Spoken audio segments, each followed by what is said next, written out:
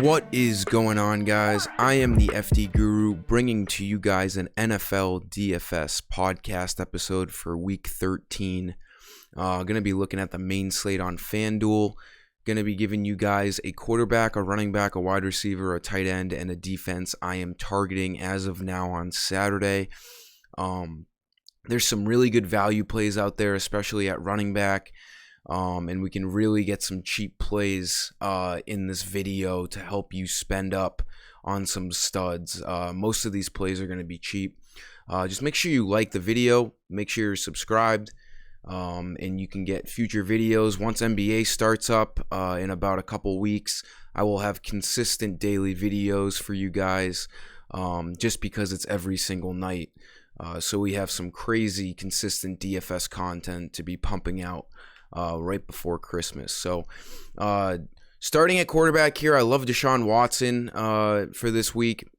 He's coming off of two great games. Granted, he doesn't have Will Fuller now due to the suspension for his performance-enhancing drugs. So he's got way less targets. He's going to have Cooks, QT, Darren Fells.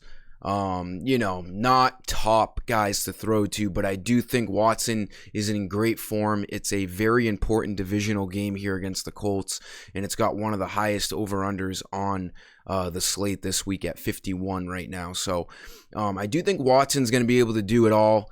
He can run the ball. He'll find guys open no matter what, even with Will Fuller not out there. Colts defense is pretty good, but not good enough to scare me away from Deshaun Watson, especially coming off of two 30 bombs in the last 2 weeks. For running back, I don't love him as a player, but Devontae Booker should have plenty of opportunity to reach value at his $6K price tag. The Raiders are playing the dreadful New York Jets. So you could have any practice squad member playing against this Jets defense, and he'd have a good chance of playing well. I do like Booker here with no Josh Jacobs. I do think he's going to be able to hit value. He should be able to get double digits in fantasy points. The one game he did have a higher workload, November 15th against the Broncos, he had 16 rushes and 2 touchdowns for 20 fantasy points. So he's shown that when he gets the opportunity, he can cash in. So I think he's going to be a pretty popular play tomorrow in cash games. I would not fade him. 6,000 is a great price with that matchup. For wide receiver, I'm looking at Brandon Cooks here, a cheap guy. He's the number 1 for the Texans. He's a great pairing with Deshaun Watson tomorrow. I do think he's going to get a majority of the targets. And I do think at 6,500 he's going to hit value. You could also look at QT, Kiki QT. He's like very, very cheap. He's going to be their wide receiver number 2. So if you want to have a little bit more risk and save some money, you could look at him. But I do think Cooks is the cash game guy in this game at 6,500. He has surprisingly had a pretty good season with the Texans. If you look at his yardage numbers, he is very consistent.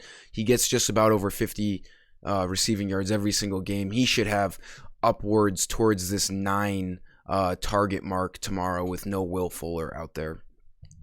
For tight end, I'm going cheap again. I don't know if he's a cash game lock yet, but I am liking him for the Titans.